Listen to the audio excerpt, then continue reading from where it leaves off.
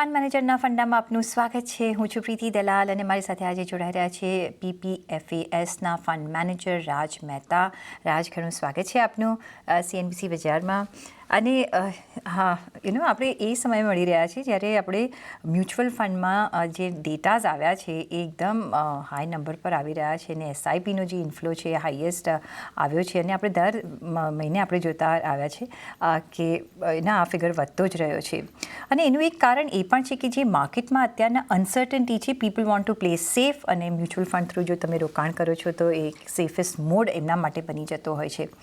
સો માર્કેટની જે અનસર્ટનિટી પહેલાં તો તમને કઈ રીતના લાગી રહી છે, કઈ તરફ જતી દેખાઈ રહી છે? જી ડેફિનેટલી અનસર્ટનિટી તો બહુ છે માર્કેટ્સમાં. ખાસ કરીને આપણે એવરીડે રાતના ન્યૂઝ જોતા હોય છે કે યુએસમાં શું થાય છે, કયા કન્ટ્રી પર કેટલી ટેરિફ લાગી છે, આજે કોઈ નંબર છે કાલે પાછો ચેન્જ થઈ જાય છે, ડેટ ક્યારે ચેન્જ થઈ જાય છે, ક્યારથી એપ્લિકેબલ છે. તો બહુ જ અનસર્ટનિટી છે ગ્લોબલી. તો એના લીધે આપણે જોયું છે કે માર્કેટ્સ થોડા વોલેટાઇલ રહ્યા છે.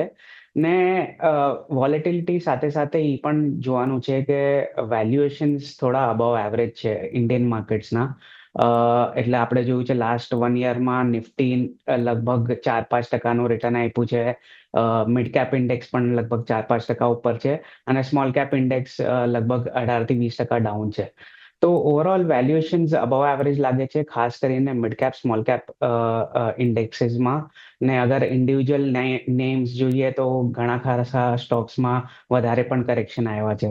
એટલે અમારું સ્ટાન્સ થોડું અત્યારના કોશિયસ છે ને એના લીધે અમારા ફંડ્સમાં અમે લોકો કેશમાં રોકાણ કરેલું છે લાસ્ટ 15 મહિનાથી. તો અત્યારના અમારા પોર્ટફોલિયોઝમાં લગભગ 22-23% જેટલું કેશ છે. સો દેટ્સ ઇન્ટરેસ્ટિંગ ટુ નો. કારણ કે જે આપણે SIPના જ્યારે ગઈકાલે મેં જ્યારે નંબર્સ હું જોતી હતી, લાર્જ કેપમાં થોડું ઓછું આપણે રોકાણ જોવા મળ્યું છે. મિડ અને સ્મોલ કેપમાં ઘણો બધો ઇન્ટરેસ્ટ છે.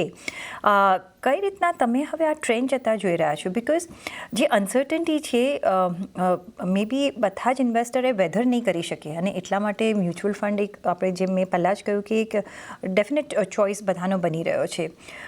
અત્યારના જો તમારે સિલેક્શન કરવું હોય તો કયા કેટેગરીઝમાં તમને વધારે અત્યારના ઇન્ફ્લો આવી રહ્યો છે અને રિટર્ન વાઇઝ જો જોવું હોય તો ક્યાં તમે નજર રાખી શકો?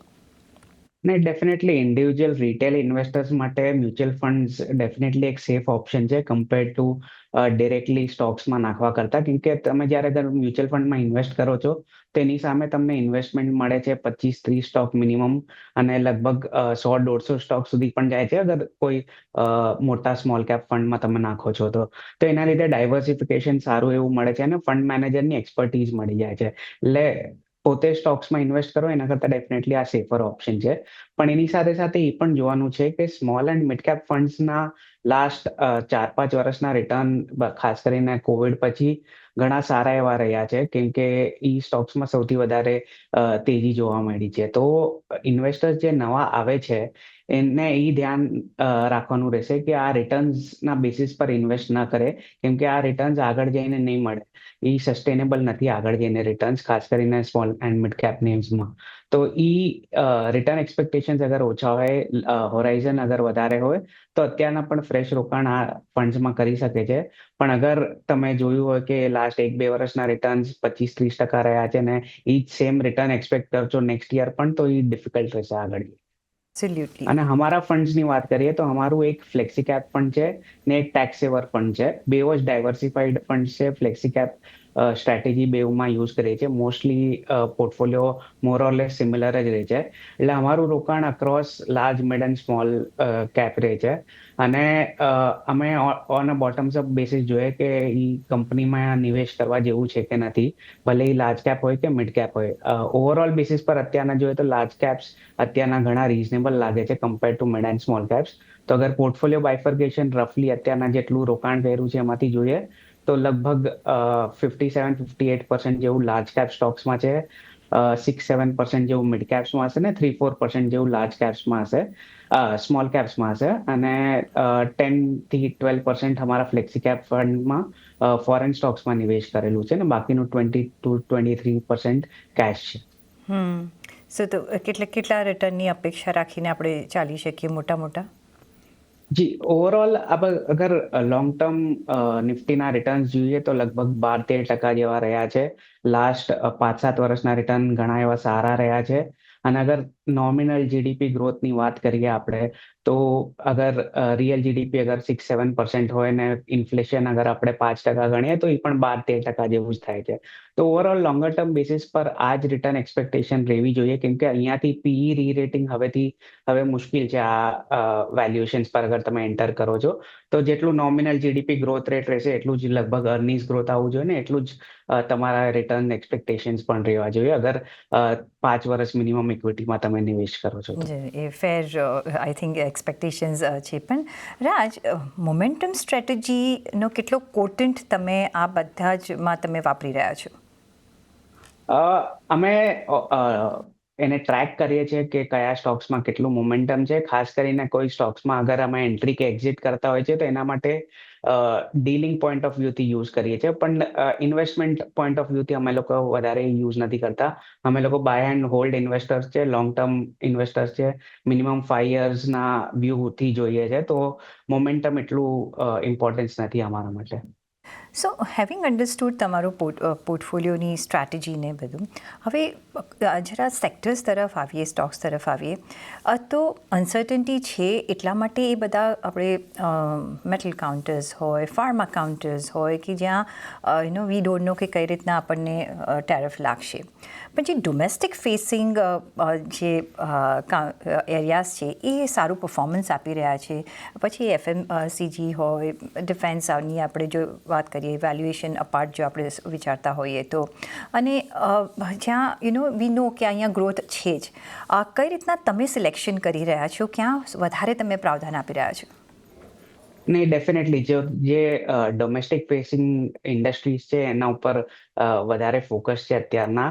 ને એમાં અગર ડોમેસ્ટિક ફેસિંગમાં જોઈએ તો સેક્ટર્સ જેમ કે છે બેંક્સ, જે છે આપણા મેન્યુફેક્ચરિંગ સેક્ટર, એ બધા સેક્ટર્સમાં વેલ્યુએશન્સ થોડા રીઝનેબલ છે. તમે જે સેક્ટર્સની વાત કરી, એફએમસીજી, ડિફેન્સ, રિટેલ, એ બધા સેક્ટર્સના વેલ્યુએશન્સ એકદમ જ હાઈ છે, એટલે એનાથી અમે દૂર રહીએ છીએ અત્યારના. બિઝનેસ પોઈન્ટ ઓફ વ્યૂથી સારી છે કંપનીઝ, પણ એમાં શું થયું છે કે કોમ્પિટિશન બહુ જ વધી ગઈ છે. તો એના લીધે જે માર્જિન્સ પર પ્રેશર આવ્યું છે એ લોકોને, ને રેવન્યુ ગ્રોથ પણ તમે અગર જોશો તો લો સિંગલ ડિજિટ્સમાં છે. તો અગર ગ્રોથ રેટ્સ એટલા ઓછા હશે તો પછી આ બધા વેલ્યુએશન જે અત્યારના છે એ એકદમ જ એક્સપેન્સિવ છે. એના લીધે અમે લોકો એ સેક્ટર્સથી દૂર રહીએ છીએ. પણ બેંક્સ છે, પાવર છે, ડોમેસ્ટિક મેન્યુફેક્ચરિંગ છે, એ બધા સેક્ટર્સ પર અમારું વધારે ફોકસ છે અત્યારના. ને એ બધા સેક્ટર્સની અંદર અમે બોટમ્સ અપ બેસિસ પર ઇવેલ્યુએટ કરે, અગર કોઈ કંપની સારી લાગતી હોય તો અમે એમાં નિવેશ કરીએ છીએ. ઓકે, તો બેંક્સનું તમારું સ્ટ્રેટેજી મારે સમજવી હોય કે કઈ રીતના તમે એલોકેટ કરી રહ્યા છો બીએફએસઆઈ સેગમેન્ટમાં, તો કેટલા રેશિયોમાં કયા પ્રિફર્ડ તમારા એરિયાઝ છે? જી, ડેફિનેટલી. તો અમારી સ્ટ્રેટેજી પહેલાથી એવી જ રહી છે કે ડાયવર્સિફાઈડ ફાઇનાન્શિયલ્સમાં ઇન્વેસ્ટ કરીએ છીએ. અમે કોઈ નીશ એનબીએફસીઝમાં ઇન્વેસ્ટ નથી કરતા, જેમાં કોઈ સ્પેસિફિક એરિયામાં કે કોઈ સ્પેસિફિક રિજનમાં એ લોકો ફોકસ કરે છે. તો ખાસ કરીને જે મોટી જે 4 પ્રાઇવેટ સેક્ટર બેંક્સ છે ને પબ્લિક સેક્ટર બેંક્સ છે, એ અમારી ફોકસ એરિયા છે. એના લીધે શું થાય છે કે એ લોકોને કોસ્ટ ઓફ ફંડિંગનો એડવાન્ટેજ છે. એની સાથે સાથે એ લોકોની જે સબસિડરીઝ છે, જે કેપિટલ માર્કેટમાં છે, જેમ કે બ્રોકિંગ છે, એએમસી છે, ઇન્સ્યોરન્સ છે, એ બધા એરિયાઝનો પણ એક્સપોઝર આપણને મળે છે. એની સાથે સાથે કેમ કે કંપની ડાયવર્સિફાઈડ છે, અગર કોઈ પર્ટિક્યુલર સેગમેન્ટમાં અગર પ્રેશર આવે છે તો એટલું ઇમ્પેક્ટ નથી આવતું ઓવરઓલ કંપનીના ફાઇનાન્શિયલ્સ ઉપર. તો ઓવરઓલ એક્સપોઝર અત્યારના બેંક્સમાં અમારું લગભગ 20% જેટલું છે. એની સાથે સાથે અમારી પાસે એક હોલ્ડિંગ કંપની છે જે છે બજાજ હોલ્ડિંગ્સ, જેના થ્રુ અમને એક્સપોઝર મળે છે બજાજ ફિનસર્વ, બજાજ ફાઇનાન્સ અને બજાજ ઓટો. તો ઓવરઓલ એક્સપોઝર અરાઉન્ડ ફાઇનાન્શિયલ્સને 28-30% જેટલું હશે, એમાંથી બેંક્સનું અરાઉન્ડ 20% છે. એ બેંક્સ પોર્ટફોલિયોમાં લગભગ 4 ટોપ પ્રાઇવેટ સેક્ટર બેંક્સ છે, એચડીએફસી, આઈસીઆઈસીઆઈ, એક્સિસ અને કોટક. તો ઓકે, તો PSU બેંક્સ હોય કે અત્યારના જે આપણે NBFC અને સ્મોલ ફાઇનાન્સ બેંક્સ પર નજર રાખી રહ્યા છીએ, જે રીતના રૂરલમાં એક આપણે પિકઅપ જોઈ રહ્યા છીએ, કઈ રીતના તમે ત્યાં કઈ રીતનું એલોકેશન રાખી રહ્યા છો? એટ ધ સેમ ટાઈમ જો BFSI આખું સેગમેન્ટ લઈ લે તો કેપિટલ માર્કેટ્સ, ઇન્સ્યોરન્સ જેમાં સારું એવું પેનેટ્રેશન છે અત્યારના, આ બધા એરિયાઝ તમને ગમે છે? કેપિટલ માર્કેટ્સ જે એરિયા છે એ અમે લોકો લગભગ 2020માં ઘણા બધા કંપનીઝમાં નિવેશ કર્યું હતું, પણ લાસ્ટ એકાદ વર્ષમાં ટ્રીમ કરતા ગયા છે એ બધા પોઝિશન્સ, કેમ કે એ લોકોના અર્નિંગ્સ લાસ્ટ 3-4 વર્ષમાં એકદમ જ વધી ગયા હતા અને એની સાથે સાથે વેલ્યુએશન્સ પણ એકદમ પીક પર હતા. તો અમને એવું લાગે છે કે એ સિક્લિકલ હાઈ પર છે અત્યારના અર્નિંગ્સ ને વેલ્યુએશન્સ પર સિક્લિકલ હાઈ પર છે, એટલે એમાં થોડું નિવેશ ઓછું કરતા જઈએ છે. ની સાથે સાથે ઇન્સ્યોરન્સ કંપનીઝ છે એમાં પોઝિટિવ છે. અમે જેમ મેં કીધું બજાજ હોલ્ડિંગ્સમાં એક્સપોઝર છે, એના થ્રુ અમને બજાજની જે ઇન્સ્યોરન્સ કંપનીઝ છે એમાં એક્સપોઝર મળે છે, અને જે પ્રાઇવેટ સેક્ટર બેંક્સમાં એક્સપોઝર છે એના થ્રુ અમને એ લોકોની ઇન્સ્યોરન્સ કંપનીઝમાં નિવેશ કરવા મળે છે. તો ઇન્સ્યોરન્સ સેક્ટર ઉપર અમે પોઝિટિવ છે. જે સ્મોલ ફાઇનાન્સ બેંક્સ ને NBFCsની તમે વાત કરી, જેમ મેં કીધું કે એકદમ નીશ કંપનીઝમાં ખાસ કરીને લેન્ડિંગ જે એકદમ જ લેવરેજ બિઝનેસ છે એમાં અમે અવોઇડ કરીએ છીએ, અને એમાં એક્સપોઝર એકદમ જ ઓછું છે અમારું પ્રેફરન્સ છે ટુવર્ડ્સ ડાયવર્સિફાઈડ ફાઇનાન્શિયલ્સ, અને એમાં નિવેશ કરેલું છે અમે. છે રાજ, તમે કહ્યું કે મેન્યુફેક્ચરિંગ પર તમે વધારે ફોકસ કરી રહ્યા છે, ડોમેસ્ટિક મેન્યુફેક્ચરિંગ પર, અને અહીંયા આપણે મેન્યુફેક્ચરિંગ હબ બનાવવાની પણ આપણે વાત કરી રહ્યા છીએ, જે રીતના કમ્પીટ કરી રહ્યા છીએ આપણે અધર એશિયન કન્ટ્રીઝથી, અને હવે જે રીતના ટેરિફ પણ લાગશે તો maybe it may become a good proposition for us. જો આપણી પાસે કેટલા ટેરિફ લાગે છે એ ખબર નથી, પણ જે રીતના ઇન્ટરેસ્ટ રહ્યો છે for the corporates and for the manufacturing companies to set up અહીંયા બિઝનેસીસ, કઈ રીતના તમે જોઈ રહ્યા છો? કેટલો એવન્યુ અહીંયા છે compare to the service industry what we are, આપણે ઓલરેડી એમાં એક પોઝિશન બનાવેલી જ છે? નહીં, ડેફિનેટલી બહુ સ્કોપ છે. જે આપણે 90s થી લઈને અર્લી 2000માં જે સર્વિસીસમાં જે આપણે એક્સપાન્ડ કર્યું હતું, એ જ સ્કોપ સેમ આપણે મેન્યુફેક્ચરિંગમાં પણ છે. ને ખાસ કરીને ચાઇનાની જે વર્લ્ડ પર જે પકડ હતી ઇન ટર્મ્સ ઓફ મેન્યુફેક્ચરિંગ, એ ધીરે ધીરે ઓછી થતી જાય છે, અને બીજી કન્ટ્રીઝને પણ એક્સપોઝર જોઈએ છે બીજી કન્ટ્રીઝ થી ચાઇનાના અલાવા. તો એના લીધે આપણને ચાન્સ છે ડેફિનેટલી, પણ એની સાથે સાથે એ પણ ધ્યાન રાખવાનું છે કે જે ગવર્મેન્ટના ઇન્સેન્ટિવ્સ છે, જેમ કે PLI છે કે કોઈ ટેરિફ છે, એ એવી વસ્તુ છે જે આજે હોઈ શકે છે અને કાલે નીકળી શકે છે. તો ગવર્મેન્ટના રેગ્યુલેશન્સ ઉપર જે પણ ઇન્ડસ્ટ્રી ડિપેન્ડન્ટ છે એમાં ખાસ કરીને આ ધ્યાન રાખવાનું રહે છે, અને એ પ્રમાણે વેલ્યુએશન્સ આપણે આપી શકીએ છીએ બિઝનેસને. તો અત્યારના ઘણા એવા મેન્યુફેક્ચરિંગના એરિયાઝ છે જેમાં અત્યારના PLI ઇન્સેન્ટિવ્સ ને એન્ટી ડમ્પિંગ ડ્યુટીઝ છે કે ટેરિફ્સ છે, ને એના લીધે સારું એવું ગ્રોથ આવ્યું છે એ સેક્ટર્સમાં. પણ આગળ જઈને અગર પૂરું બિઝનેસ જ ઇન્સેન્ટિવ્સ ઉપર બેઝ છે ને ઇન્સેન્ટિવ્સ હટી જાય તો એ એક બહુ મોટો રિસ્ક છે આ બધા બિઝનેસીસમાં. એટલે અમારું પ્રેફરન્સ એવા સેક્ટર્સ તરફ છે જે ઓછા ડિપેન્ડન્ટ છે આ બધા ગવર્મેન્ટ ઇન્સેન્ટિવ્સ તરફ, ને કોર બિઝનેસ એ લોકોનું પ્રોફિટેબલ છે. ઇન્ડસ્ટ્રીઝ ને ઈ કંપનીઝ ઉપર ફોકસ છે. યા સેક્ટર્સ, ઇન્ડસ્ટ્રીઝ કઈ હશે? જેમ કે ઓટો છે, કે ઓફ હાઈવે ટાયર્સ માર્કેટ છે, એ બધા જે સોલાર સેક્ટર છે કે ઇલેક્ટ્રોનિક્સ મેન્યુફેક્ચરિંગ છે, કે એ બધા સેક્ટર્સમાં અત્યારના ગ્રોથ સારું એવું આવ્યું છે લાસ્ટ 2-3 વર્ષમાં, પણ એ બધા ગવર્મેન્ટના ઇન્સેન્ટિવ્સ થી અત્યારના ગ્રોથ આવ્યું છે. ઇલેક્ટ્રિક વ્હીકલ્સ છે, એ બધા જે નવા સેક્ટર છે, જે રાઇઝિંગ સેક્ટર છે, એમાં ગવર્મેન્ટના ઇન્સેન્ટિવ્સના લીધે સારું એવું ગ્રોથ આવ્યું છે. આગળ જે એના ઇન્સેન્ટિવ્સ રહેશે કે નહીં એ ક્વેશ્ચન માર્ક છે, અને અગર એ ઇન્સેન્ટિવ્સ નથી રહેતા તો આ બિઝનેસીસ સસ્ટેનેબલ રહેશે કે નહીં એ હજી ક્વેશ્ચન માર્ક છે. હા, બીજું તમે પણ રાજ, એમ પણ આપણે માનીને ચાલી શકીએ કે જે રીતના આપણે ઇકોનોમી બિલ્ડ કરી રહ્યા છીએ, ડેવલપ્ડ ઇકોનોમી તરફ જઈ રહ્યા છે, અને જે વીસી જે બધું કામ આપણે આજુબાજુ જોઈ રહ્યા છીએ, ઇન્ફ્રા હોય કે, અને તમને લાગે છે કે આ એક લોંગ ટર્મ સ્ટોરી બની શકે છે? ભલે ઇન્સેન્ટિવ હોય કે ન હોય, કેટલું લ્યુક્રેટિવ લાગે છે, ને એમાં જો તમારે લોંગ ટર્મ માટે પ્લે કરવું હોય તો તમે કયા એરિયાઝ પર નિવેશ કરશો?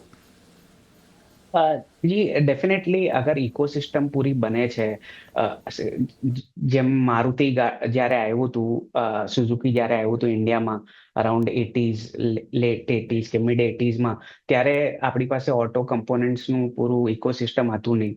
પણ જેમ સુઝુકી આવ્યું એમ ધીરે ધીરે પૂરું ઇકોસિસ્ટમ ડેવલપ થતું ગયું, અને જ્યાં જ્યાં ઓટો ઓઈએમ્સના ફેક્ટરીઝ હતા એના અરાઉન્ડ બધા ઓટો એન્સિલરીના પ્લેયર્સ બનતા ગયા, અને ઓવરઓલ ઇકોસિસ્ટમ બિલ્ડ થતું ગયું. એવી રીતના જ જ્યાં જ્યાં હવે ઇલેક્ટ્રોનિક્સના મેન્યુફેક્ચરિંગ થતા હશે એની આજુબાજુમાં એની ઇકોસિસ્ટમ છે, જેમ કે સેમિકન્ડક્ટર ચિપ્સ છે, કે પીસીબી એસેમ્બલીઝ છે, કે એ બધી વસ્તુઓ છે, એ બધી ધીરે ધીરે ઇકોસિસ્ટમ ડેવલપ થતી હશે ને એના લીધે અગર પૂરું સપ્લાય ચેન આજુબાજુમાં છે તો ફ્રેટ કોસ્ટ ને ઘણું ઘટી જાય છે, સપ્લાયની તમને ગેરંટી હોય છે, તો એ બધા બેનિફિટ્સ ઘણા બધા હોય છે.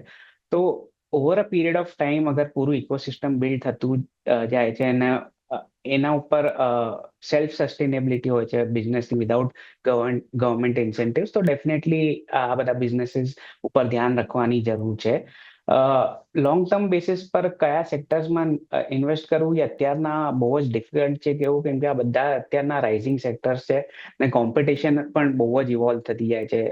ફોર એક્ઝામ્પલ ઇલેક્ટ્રિક વ્હીકલ્સને લઈને કરન્ટલી જે ઓટો પ્લેયર્સ છે એ લોકો પણ ઇલેક્ટ્રિક વ્હીકલ્સ, એ લોકોના પણ છે કોઈ મોડલ્સ ઇલેક્ટ્રિક વ્હીકલ્સમાં, ને સાથે સાથે નવા પ્લેયર્સ પણ એન્ટર થયા છે આ સેગમેન્ટમાં.